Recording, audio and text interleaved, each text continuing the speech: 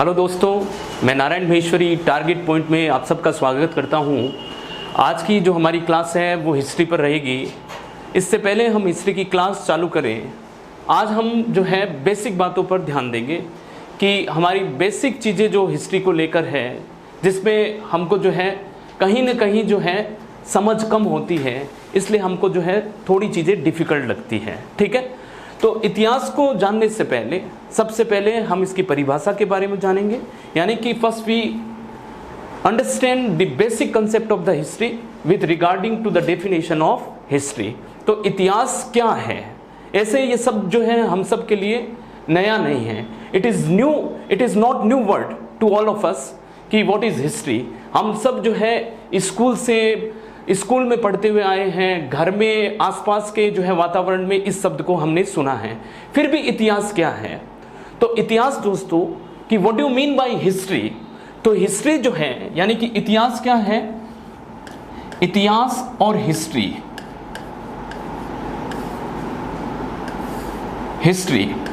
Okay. तो history क्या है?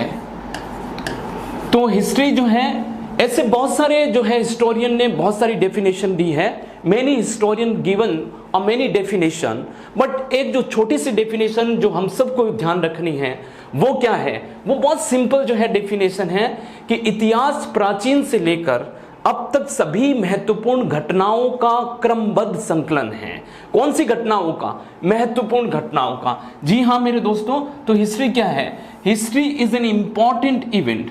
तो हम लिखेंगे history is an important event, यानी कि from ancient time to present time kept in a chronological order. ठीक है, तो इतिहास क्या है? महत्वपूर्ण घटनाओं का क्रमबद्ध संकलन है, यानी कि एक घटना इस समय पर हुई, इसके बाद ये घटना हुई, इसके बाद ये घटना हुई, और उसी क्रोनोलॉजी को हम क्या कहते हैं? क्रमबद्ध संकलन कहते हैं। उसको हम इंग्लिश में कहते हैं क्रोनोलॉजी। तो हिस्ट्री क्या है? प्राचीन से लेकर, क्या है दोस्तों? प्राचीन से लेकर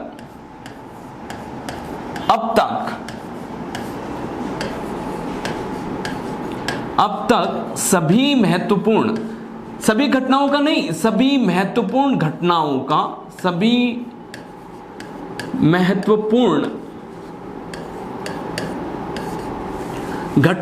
का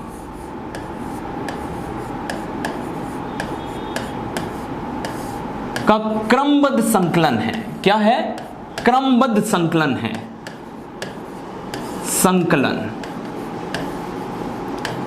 ठीक है दोस्तों, so history is an important event. क्या है? History is an important event from ancient time to present time kept in a chronological order. So history is an important event. History is an important event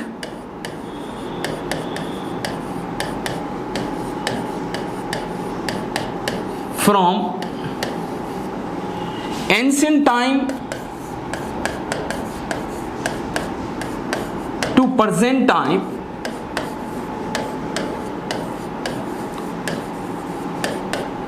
time kept in a chronological order, logical order. अब आपने देखा कि हमने इतिहास की definition को समझा कि क्या है कि सभी महत्वपूर्ण घटनाओं का क्रमबद्ध संकलन है। तो महत्वपूर्ण घटनाएं हम किसको माने? whom to be considered important event, कि कौन सी घटना हमारे लिए इंपॉर्टेंट है और कौन सी घटना महत्वपूर्ण नहीं है। सभी घटनाएं महत्वपूर्ण नहीं हो सकती है। ठीक है, so all the events we cannot considered as an important event. तो whom to be considered important event, फिर हम किसको महत्वपूर्ण घटना माने?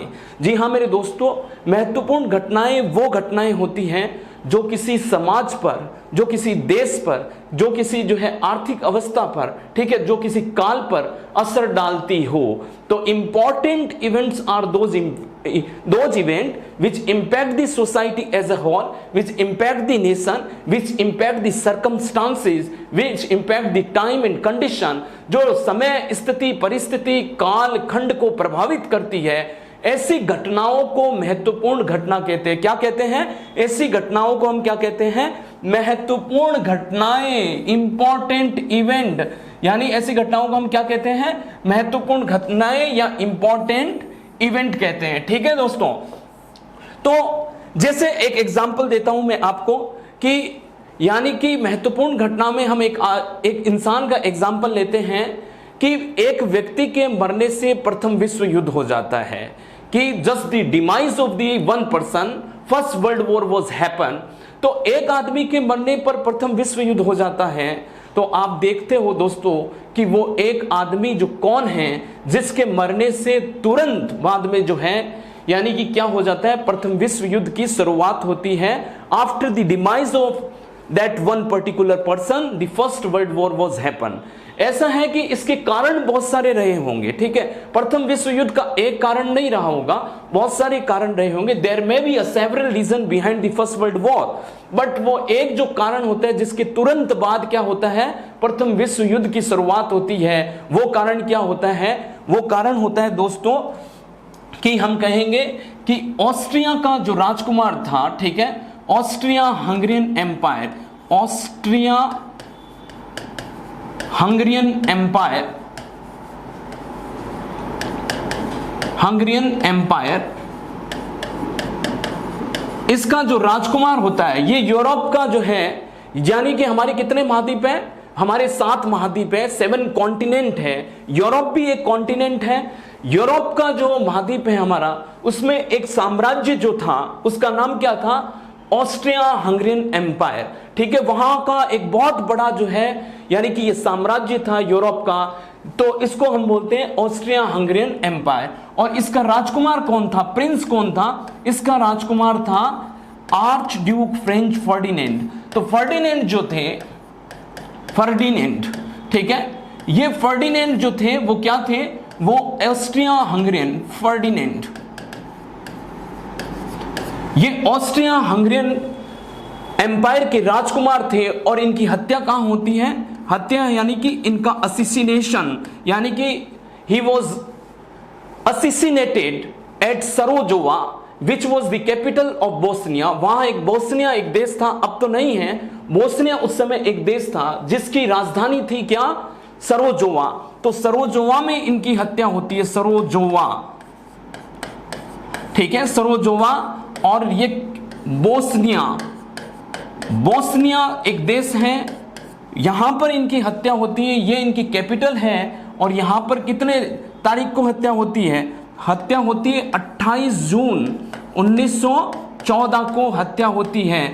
सो दिस मैन वाज, यानी कि the prince of Austria Hungarian empire was murdered at Sarajevo which was the capital of Bosnia on 28 जून 1914। 28 जून 1914 को इसकी हत्या हो जाती है। और जी हाँ मेरे दोस्तों, ठीक 1 साल बाद में, यानी कि ठीक 1 महीने बाद में 28 जुलाई 1914 को प्रथम विश्व युद्ध की शुरुआत होती है।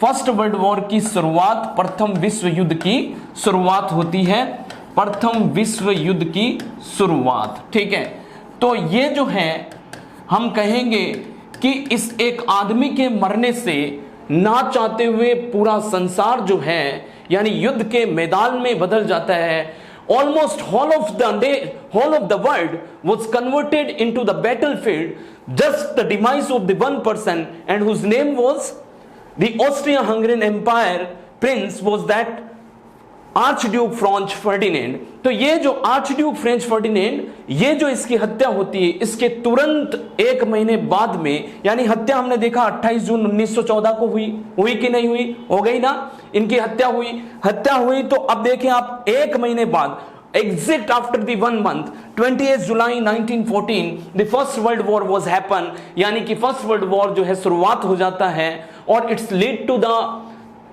यानी कि मिलियंस ऑफ कैजुअलिटीज, यहां पर जो है लाखों लोगों की जो है, हम लाखों लोग इस वर्ल्ड वॉर में मारे जाते हैं और युद्ध के मैदान में जो है विश्व बदल जाता है। ऐसी घटनाओं का हम क्या कहते हैं? महत्वपूर्ण घटनाएं कहते हैं, इंपॉर्टेंट इवेंट्स कहते हैं, जिसके बाद में पूरी दुनिया बदल गई थी। तो इसलिए मैंने बताया कि हमारी डेफिनेशन में क्या है कि इतिहास क्या है, प्राचीन से लेकर अब तक सभी महत्वपूर्ण घटनाओं का क्रमबद्ध संकलन है। So history is an important event from ancient time to present time kept in a chronological order. ठीक है, तो ये महत्वपूर्ण घटनाएं हैं जिसमें आप देख रहे हो कैसा पूरा संसार बदल गया था। इसके बाद में ऐसी घटनाओं को हम क्या कहते हैं, इंपॉर्टेंट इवेंट्स कहते हैं। जी हाँ मेरे दोस्तों, अब आपको समझ आ रहा होगा। I hope you understand what I mean. ठीक है, अब हम बात करते हैं नेक्स्ट, जो अब हम मानेंगे इतिहास को जानने के जो है स्रोत क्या है। तो इतिहास को जानने के स्रोत क्या है, what was the sources through which we know the history. तो इतिहास के जानने को सोर्स क्या है आपको और हम अभी जो है हमको थोड़ा सा कंसंट्रेशन करना है, बहुत ध्यान से सुनना है। ठीक है, हमको हर एक चीज समझ में आएगी। मैं आपको ओवरव्यू दे रहा हूं, only I give an overview कि what was the source through which we get the knowledge about the history, what was the source through which we get the information about the history। तो इतिहास को जानने के स्रोत हमारे पास में क्या है। तो इतिहास के जानने के स्रोत हमारे पास में, यानी कि हिस्ट्री को जानने का जो हमारे पास में सोर्स है वो कौन कौन से हैं। तो हम देखेंगे हिस्ट्री को जानने का सोर्स हमारे पास में दो सोर्स हैं। ठीक है, वो दो सोर्स कौन कौन से हैं, यानी कि अगर हम हिस्ट्री को जाने तो हमारे पास में कौन कौन से सोर्स हैं। तो हमारे पास में दो सोर्स हैं। ठीक है,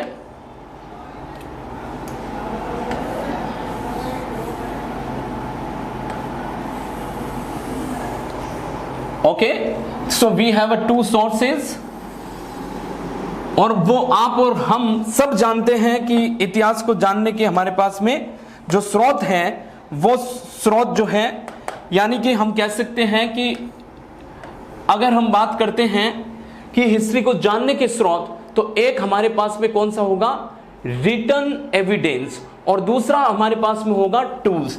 एक तो हम कैसे जान सकते हैं, एक तो हम इतिहास को जान सकते हैं किसके माध्यम से, यानी कि लिखित साक्ष्य के आधार पर। ठीक है, तो हम इतिहास को कैसे जानेंगे, लिखित साक्ष्य के आधार पर जानेंगे इतिहास को। तो हम इतिहास को कैसे जानेंगे, लिखित साक्ष्य के आधार पर। तो लिखित साक्ष्य के आधार पर, लिखित साक्ष्य के आधार पर,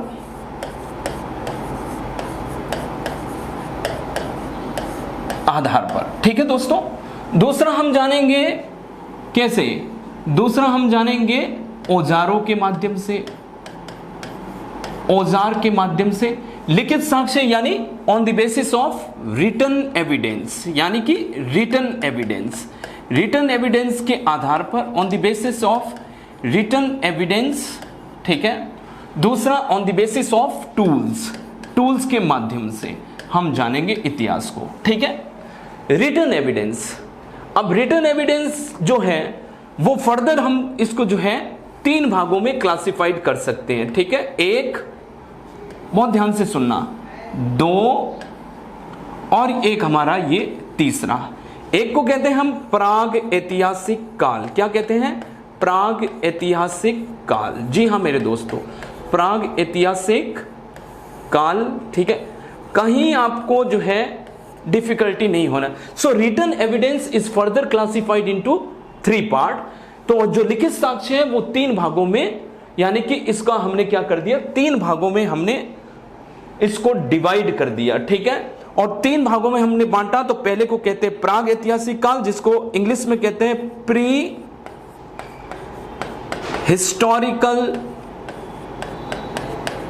एरा। क्या कहते हैं, प्री हिस्टोरिकल एरा।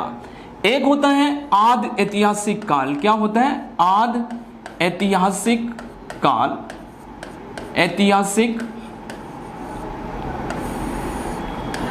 काल।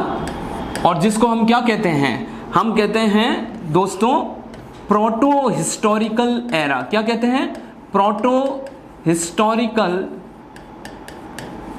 एरा। ठीक है, और तीसरा हम कहते हैं, यानी कि इसको हम थोड़ा सा आगे बढ़ा लेते हैं, तीसरे को हम कहेंगे ऐतिहासिक काल, क्या कहेंगे? ऐतिहासिक काल, ठीक है, ऐतिहासिक काल, यानी कि in English it is historical era. क्या होगा? Historical era. अब देखा आपने कि हमने लिखित साक्ष्य को 3 भागों में बांटा है। 3 भागों में क्या बांटा है? बहुत सिंपल है। प्राग ऐतिहासिक काल, that is proto historical era, pre historical era, आद ऐतिहासिक काल, that is proto historical era, और ऐतिहासिक काल, दैट इज हिस्टोरिकल एरा। तो हमने इनको 3 भागों में बांटा है। अब जब हम बात करते हैं औजारों के माध्यम से अगर हम बात करते हैं, तो औजारों के माध्यम से पहले हम इसको समझते हैं कि प्राग ऐतिहासिक काल क्या है इतिहास का, आद ऐतिहासिक काल क्या है और ऐतिहासिक काल का है। तो प्राग ऐतिहासिक काल जैसे अगर मैं बात करूं, तो प्राग ऐतिहासिक काल इतिहास का वो काल, ठीक है, प्राग ऐतिहासिक काल, प्राग ऐतिहासिक काल, ठीक है, हमने यहां तक बात की प्राग ऐतिहासिक काल, ठीक है। आद ऐतिहासिक काल,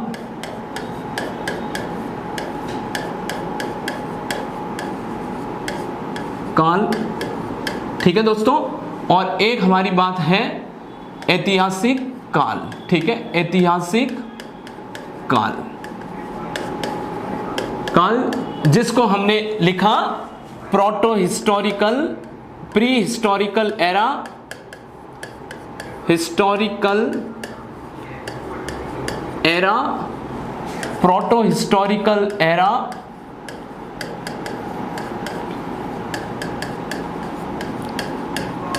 और इसको हमने लिखा हिस्टोरिकल एरा, हिस्टोरिकल एरा। तो देखिए दोस्तों, अब हम बात करते हैं कि जैसे इसमें हमने कहा pre historical era, proto historic, प्राग ऐतिहासिक काल इतिहास का ऐसा काल जहां पर हमको जो है लिखित साक्ष्य नहीं मिलते हैं, ठीक है। हमारे इतिहास का वो काल जिसमें हमको लिखित साक्ष्य नहीं मिलते हैं, कि it is a time of history where we find the lack of written evidence, ठीक है। This is the time of the history where we find the lack of written evidence, यहां पर कोई भी जो है written evidence या लिखित साक्ष्य नहीं मिलते हैं। तो प्राग ऐतिहासिक काल इतिहास का कौन सा काल जिसमें लिखित साक्ष्य का अभाव होता है, लिखित साक्ष्य का अभाव, ठीक है, यानी लैक ऑफ रिटन एविडेंस। तो यहां पर हम ये क्या है, लैक ऑफ रिटन एविडेंस, ठीक है। तो लैक ऑफ रिटन एविडेंस ये हम कह सकते हैं यहां पर, ठीक है, लिखित साक्ष्य का अभाव। अब हम बात करते हैं आद ऐतिहासिक काल। आद ऐतिहासिक काल का मतलब ये है कि हमारे पास लिखित साक्ष्य तो है, ठीक है, कि वी हैव रिटन एविडेंस, पर हम उसको पढ़ नहीं पाए। यानी कि हम जो इंसान हैं वो हमारे जो फोर फादर है, जो हमारे पूर्वज जो लिख के गए थे, इसको हम पढ़ नहीं पा रहे हैं, ठीक है। जो उनके द्वारा लिखा गया था वो हम यहां पर पढ़ नहीं पा रहे हैं, हमारे पास में इतना इंटेलेक्ट नहीं है, या हम उनकी जो राइटिंग की जो लिपि है, जो वो जिस तरह से जिस लिपि में वो लिख रहे हैं उस लिपि को हम नहीं पढ़ पा रहे हैं। तो हमारे पास में क्या है, लिखित साक्ष्य तो है पर पढ़े नहीं जा सके। तो आद ऐतिहासिक क्या है, लिखित साक्ष्य, रिटन एविडेंस, लिखित साक्ष्य। तो यहां पर हमारे पास में क्या है, इतिहास का वो काल जिसमें हमारे पास में रिटन एविडेंस है, we have a written evidence, ठीक है, रिटन एविडेंस डेंस, पर पढ़े नहीं जा सके, पढ़े नहीं जा सके, यानी यट नॉट डेसिफर। डेसिफर का मतलब होता है किसी चीज को हम नहीं पढ़ पाते हैं, तो यट नॉट डेसिफर, तो हम क्या कहेंगे, यट नॉट डेसिफर, ठीक है।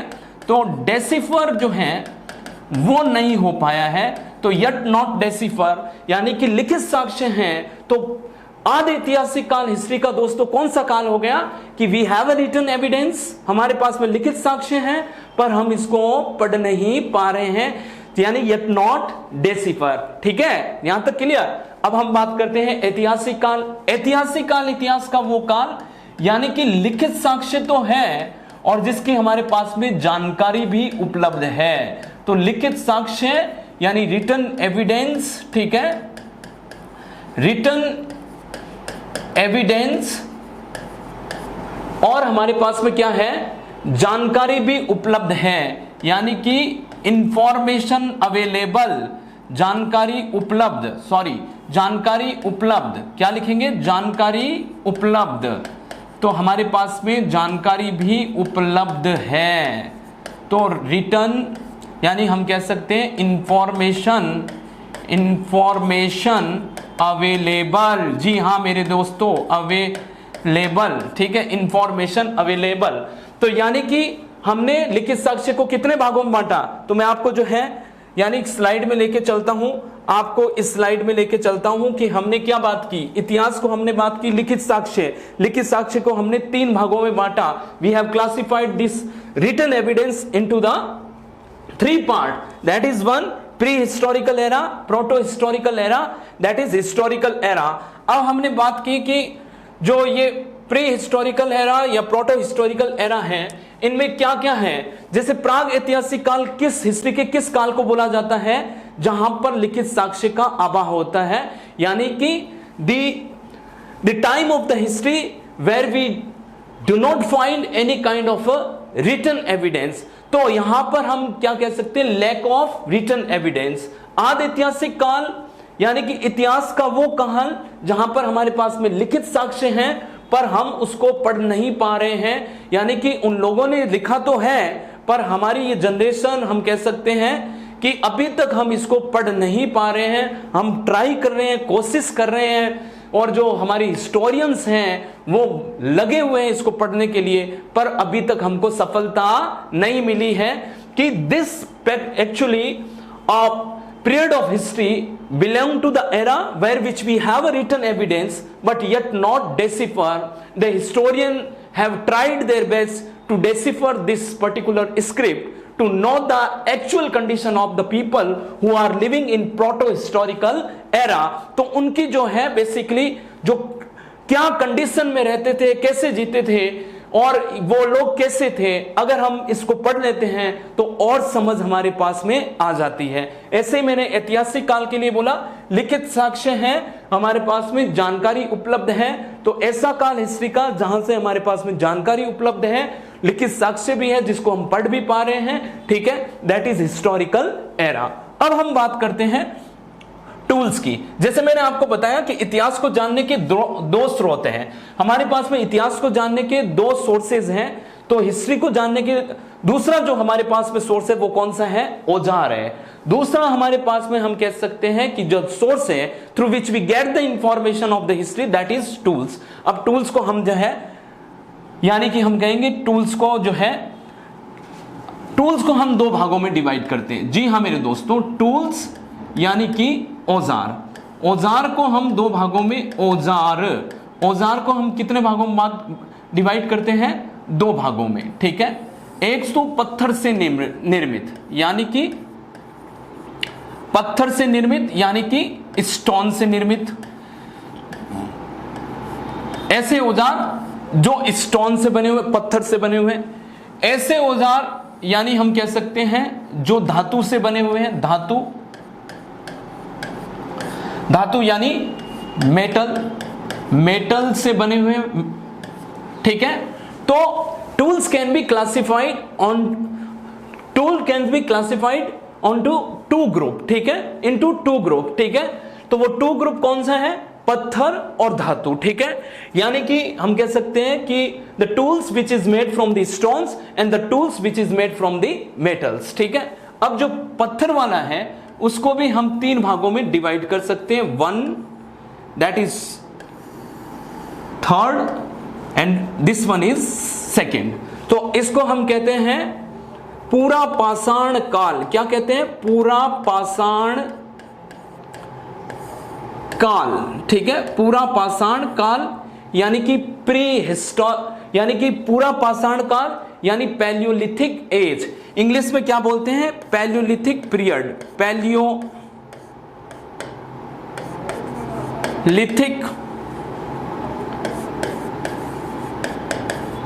पीरियड, तो पैलियोलिथिक पीरियड, और दूसरा हम कहेंगे सेकेंड पूरा पाषाण काल, तो मध्य पाषाण काल। ठीक है, मध्य पाषाण काल, मध्य पाषाण काल दैट इज यानी कि मेसोलिथिक एज, लिथिक एज। ठीक है, मिथोलिथिक पीरियड की जगह हम क्या लिखेंगे, मिथोलिथिक एज। ठीक है, एज, और इसको हम थर्ड में जो है डिवाइड करेंगे, तो जो थर्ड है हमारा वो हम लिखेंगे नवपाषाण काल। क्या लिखेंगे, नवपाषाण काल, यानी कि नियोलिथिक एज। क्या लिखेंगे, नियोलिथिक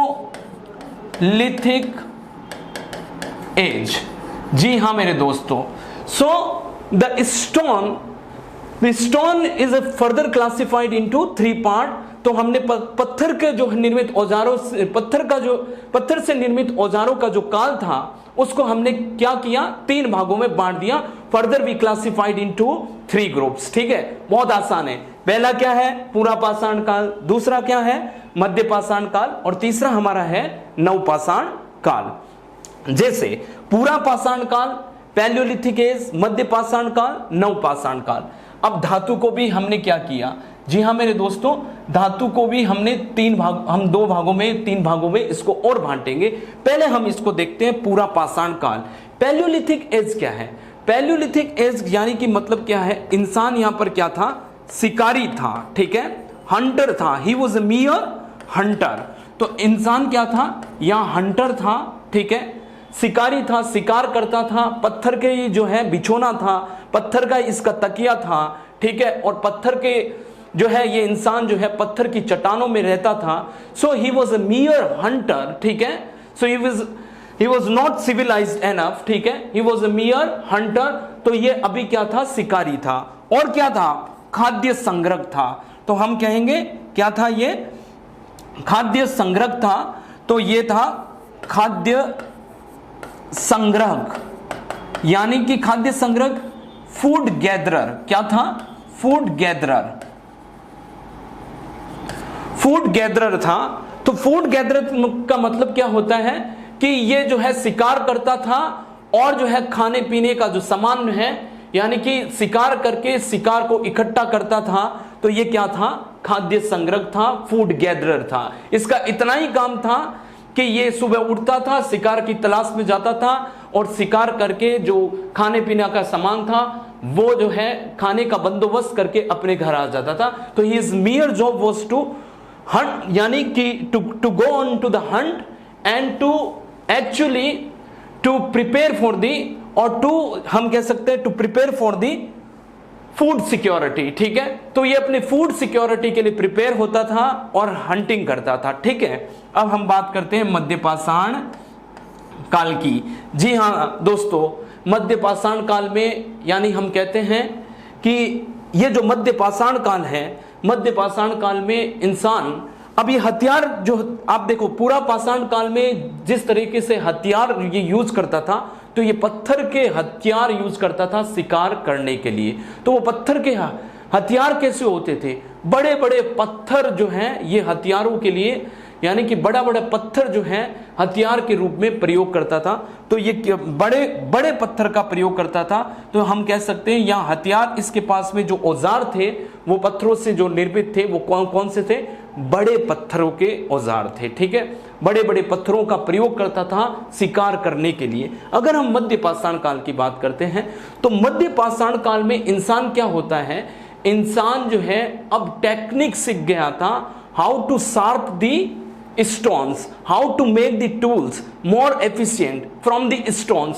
तो स्टोन को यानी कि पत्थरों को घसकर और उसको तीखा करके, नुकीला करके, शार्प करके कैसे हथियार जो है बनाए जा सकते हैं और अच्छी तरीके से जो शिकार करने के लिए। तो मेसोलिथिक एज में हम कह सकते हैं कि जो इंसान था उसके जो है हथियार क्या हो गए थे, यानी कि यहां पर हम कह सकते हैं माइक्रोलिथ का प्रयोग करता था। लिथ का मतलब क्या होता है दोस्तों, लिथ का मतलब होता है यानी पत्थर को ही जो है, यानी ये लैटिन भाषा का शब्द है लिथ। लिथ का मतलब होता है पत्थर, ठीक है, इसलिए हम लिखे मेसोलिथिक एज, पैलियोलिथिक एज। लिथ का मतलब ही क्या होता है, पत्थर होता है। तो माइक्रोलिथ का प्रयोग करता था, ठीक है, यानी छोटे पत्थरों का प्रयोग करता था। यहां पर छोटे पत्थर का प्रयोग औजार के रूप में करता था, ठीक है दोस्तों, छोटे पत्थरों का प्रयोग औजार के रूप में करता था। अब आप जब बात समझो कि इंसान को मतलब क्या हो गया, इंसान को अब जो है कटिंग और जो है शार्पनिंग, तीखे करना, नुकीले करना, इसका क्या हो गया, नॉलेज हो गया था, ठीक है। और यहां से इंसान क्या करता है, भित्ति चित्रों का निर्माण करता है, ठीक है, यहां से पेंटिंग चालू कर देता है, ठीक है। इंसान जो है अपने आप को एंटरटेन करने के लिए कि वो पेंटिंग, चित्रकारी, इस तरह की चीजें यहां चालू कर देता है। नवपाषाण काल को हमको समझना जरूरी है। यहां से पहली बार इंसान जो है नदी घाटियों के आसपास आकर बसने लग गया था। तो first time the human being reside around the area of the river valleys, ठीक है। तो रिवर वैलीज के आगे आकर जो है आसपास में आकर रहने लग गया। तो रिवर वैलीज के आसपास में या नदी घाटियों के आसपास में जब आकर बसने लगा इंसान, तो वह यहां पर ये क्या करने लगा, खेती करने लग गया, यानी कृषि करने लग गया। तो हम कहेंगे कि कृषि कार्य की शुरुआत करता है इंसान कब, कृषि कार्य की, एग्रीकल्चर एक्टिविटीज, तो इसको हम कहते हैं एग्रीकल्चर एक्टिविटीज। तो एग्रीकल्चर जो है वो कब चालू कर देता है इंसान, हम कहेंगे एग्रीकल्चर चालू कर देता है इंसान नवपाषाण काल में। इसके बाद में इंसान यहां पर झोपड़ी का निर्माण कर लेता है, यानी कि इंसान द्वारा पहली बार निर्मित जो घर था वो क्या था, हट था। यानी कि इंसान अब नदी घाटियों के आसपास में आकर रहने लगा, तो इसने घुमक्कड़ जीवन को त्याग दिया और ये स्थायी निवासी बन गया था। So he actually live the nomadic life and he actually began to reside as a permanent settlement. So he actually decided to reside around the river valleys as a permanent resident. तो permanent resident की तरह जो है नदी घाटियों के आसपास में बसने लग गया, कृषि कार्य करने लग गया। इसके लिए उसको क्या जरूरत पड़ी, झोपड़ी की जरूरत पड़ी। तो झोपड़ी की जरूरत पड़ी यानी रहने की जरूरत पड़ी, तो इसने क्या बनाया, इसने एक झोपड़ी बनाई। तो आपके एग्जाम में अगर सवाल आ जाए, if your examiner might ask the question, बहुत सिंपल क्वेश्चन है कि इंसान द्वारा निर्मित पहला जो है घर कौन सा था, तो आप कहोगे झोपड़ी था। The first construction which is made by the human being, that is हट, ठीक है। तो आपको हट को ध्यान रखना है। यहां पर इंसान ने जो है पालतू पशु किसको बनाया, पालतू पशु बनाया था कुत्ते को, ठीक है। तो कुत्ते को पालतू पशु बनाया। तो पेट एनिमल जो है कौन सा था, डॉग। तो पेट एनिमल जो है इंसान ने पहली बार किसको बनाया था, डॉग को बनाया था। तो अगर आपका एग्जामिनर ये पूछ ले कि इंसान ने जो है पहली बार पेट एनिमल किसको बनाया, तो आपका आंसर क्या होगा, डॉग। यहां पर जो है इंसान ने, मैं यहां लिखता हूं, थोड़ी सी मुझे जगह की कमी लग रही है, पहिया, ठीक है। तो पहिया जो है पहिए का निर्माण करता है, व्हील का निर्माण करता है, जिससे उसका जो है हम कह सकते हैं, यानी कि उसका जो है मूवमेंट जो था और उसकी जो गति थी, यानी कि उसके संसाधन बढ़ गए, आने जाने के संसाधनों में अब क्या हो गई कि उसने एक नया आविष्कार किया। और वो आविष्कार क्या था, पहिए का था, व्हील का था, ठीक है। तो व्हील का इसने जो है यानी कि हम कह सकते हैं कि आविष्कार यहां पर किया। तो पहिया, कृषि कार्य, झोपड़ी, कुत्ता, और यहां पर इंसान क्या होता है, स्थायी निवासी बन जाता है। पहले क्या था, ही वॉज ए मियर नोमैडिक, यानी कि घुमक्कड़ था, ठीक है, इधर उधर घूमता था और इसका कोई परमानेंट सेटलमेंट नहीं था। So he was actually live as a life as a nomad in the area of Purapashan Kal in the period of Madhyapashan Kal, but in the case of Navapashan Kal he actually lived the nomadic life and began the life of a permanent resident, ठीक है। तो permanent resident की तरफ, स्थायी निवासी की तरह ये इसने अपना क्या कर लिया था, इसने अपनी जीवन की शुरुआत कर ली थी यहां पर नवपाषाण काल में, ठीक है दोस्तों। अब हम बात करते हैं कि धातु के बारे में बात करते हैं कि अगर हम बात करें धातु के बारे में, मैं यहां से बताता हूं मेटल्स। तो धातु को हम 3 भागों में बांट सकते हैं, धातु यानी मेटल्स,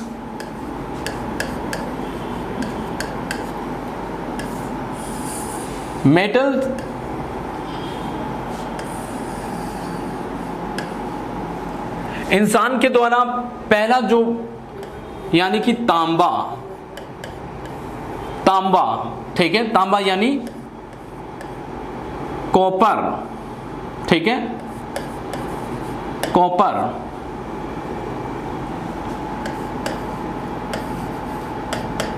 कांसा यानी ब्रॉन्ज, ठीक है,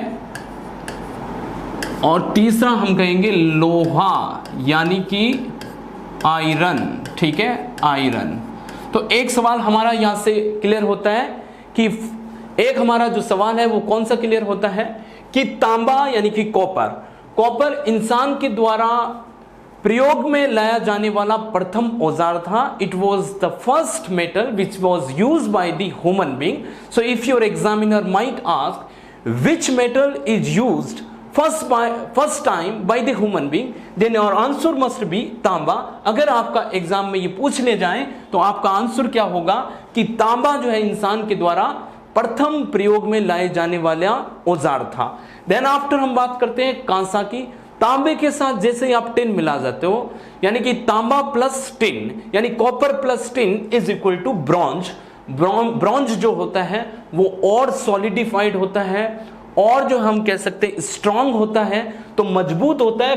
तांबे से ज्यादा मजबूत किसका होता है? कांसा होता है। कांसे का लाइफ स्पान जो होता है, जीवन समय होता है, वो तांबे से जो है 100 साल ज्यादा होता है लगभग, ठीक है। तो इंसान क्या हो गया, इंसान को अब दो धातुओं को मिलाकर तीसरी धातु जो है तैयार करनी भी यहां पर आ गई थी। यानी इंसान का दिमाग अब क्या हो रहा है, डेवलप हो रहा है। तो intellect of human being is actually developing during this time by actually mixing the two alloy to create the third entity, ठीक है। तो दो एलॉय को क्रिएट करके तीसरा ही पदार्थ बना रहा है। आप देख रहे हो कि तांबे के साथ टिन को मिलाया तो ब्रॉन्ज बना। देन आफ्टर इंसान ने जो यूज किया वो आयरन को यूज किया। आप देखिए कि इसी कांसे और लोहे के बीच में भारत में क्या होता है, आर्यों का आगमन होता है। आर्यों का आगमन यानी आर्यों का आगमन भारत में कब होता है? तांबे और लोहे के बीच के समय में। Advent of Aryans into India, advent of Aryans, ठीक है। तो एडवेंट ऑफ आर्यंस, ठीक है। भारत में जो है आर्यों का आगमन किन के बीच में होता है? कांसे और लोहे के बीच में होता है द एडवेंट ऑफ आर्यन। जैसे तांबा के लिए मैं आपको एक चीज बताऊं, गणेश्वर सभ्यता, ठीक है, गणेश्वर सिविलाइजेशन, ठीक है, Ganeshwar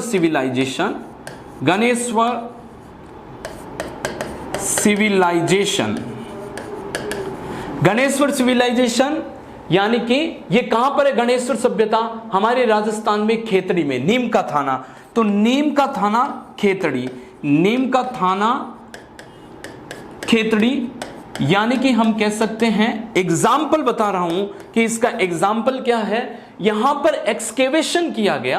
when the historian started the excavation on the particular site, the 90% of the tools was actually made from the copper। यानी कि यहां पर जब खुदाई किए गए तो खुदाई में जो है, जो अधिकतर मात्रा में जिस धातु के औजार हमको मिलते हैं वो मिलते हैं तांबे के। इसलिए इस सभ्यता को नाम क्या दिया? गणेश्वर सभ्यता का नाम दिया। और इसका एग्जाम्पल क्या है? इसका एग्जाम्पल है दोस्तों, हम सबको पता है इसका एग्जाम्पल क्या है। इसका एग्जाम्पल है, जी हां मेरे दोस्तों, इसका एग्जाम्पल है सिंधु घाटी सभ्यता। तो भारत में जो है यानी सिंधु घाटी सभ्यता क्या है? इसका एग्जाम्पल है सिंधु घाटी सभ्यता, यानी कि IVC, इंडस वैली सिविलाइजेशन। तो सिंधु घाटी सभ्यता क्या है? एक कांस्य युगीन सभ्यता है। यहां पर अधिकतर जो है हम कह सकते हैं कि जो हमको हथियार मिलते हैं या भारत में जो है ब्रॉन्ज की शुरुआत होती है, वो एक्चुअली स्टार्ट होती है from the time of Indus valley civilization. Sindhu घाटी सभ्यता से ही भारत में क्या होते हैं, कांसे की शुरुआत होती है। इसलिए for that is this is the reason is to why, ठीक है, why the Indus valley civilization is called by the name of the bronze age civilization, इसलिए सिंधु घाटी सभ्यता को ब्रॉन्ज एज सिविलाइजेशन कहते हैं क्योंकि भारत में कांसे की शुरुआत जो होती है वो सिंधु घाटी सभ्यता से होती है। ठीक है दोस्तों, तो इसका एग्जाम्पल क्या हो गया, सिंधु घाटी सभ्यता। और लोहे का एग्जाम्पल क्या लिखोगे, इसका एग्जाम्पल हो गया वैदिक सभ्यता। तो वैदिक सभ्यता, तो भारत में वैदिक यानी पीरियड, वैदिक पीरियड, तो वैदिक पीरियड्स में भारत में जो है प्रथम बार लोहे का जो है, लोहा जो भारत में मिलता है, ठीक है, वो कहां मिलता है, वैदिक पीरियड में मिलता है हमको। तो एग्जाम्पल क्या होगा, वैदिक पीरियड, वैदिक सभ्यता। आप देख रहे हो कि जैसे मैंने आपको बताया कि फॉर एग्जाम्पल हमने बात की कि हिस्ट्री को डिवाइड करने की, तो मैंने प्राग ऐतिहासिक काल बताया, आदि ऐतिहासिक काल बताया, ऐतिहासिक काल बताया। सो दोस्तों मैं आपको एक चीज और यहां बताना चाहता हूं, जैसे मैंने प्राग ऐतिहासिक काल बताया, सो आई सेड कि ये जो ऐसा काल जिसमें हमको लिखित साक्ष्य का अभाव मिलता है, ठीक है, और एक जगह मैंने बताया कि लिखित साक्ष्य तो है, यानी आदि ऐतिहासिक काल एक ऐसा काल कि we have a written evidence but yet not decipher, हम पढ़ नहीं पा रहे हैं। इसका एक एग्जांपल मैं आपको बताऊं कि यानी कि IVC इंडस वैली सिविलाइजेशन की जो स्क्रिप्ट है, यानी सिंधु घाटी सभ्यता की जो स्क्रिप्ट है, सिंधु घाटी सभ्यता, ठीक है, यानी जो इसकी लिपि है उसको हम अभी तक नहीं पढ़ पाए हैं। यानी ये क्या है, आदि ऐतिहासिक काल में है सिंधु घाटी सभ्यता, कि अभी तक हम इसको क्या नहीं कर पाए हैं, अभी तक हम इसको पढ़ नहीं पाए हैं। हमारे पास में रिटन एविडेंस तो है, सिंधु घाटी सभ्यता की लिपि है, बट हम अभी तक इसको नहीं पढ़ पाए हैं। तो इसको हम क्या लिखेंगे, ये किसमें है, आदि ऐतिहासिक काल। और अब हमारा जो लेक्चर चालू होगा, वो हमारा नेक्स्ट लेक्चर होगा, वो होगा आदि ऐतिहासिक काल से सिंधु घाटी सभ्यता से होगा। हम स्टार्ट करेंगे सिंधु घाटी सभ्यता से। तब तक के लिए आप मुस्कुराते रहिए, सेफ रहिए और गुनगुनाते रहिए। Thank you so much.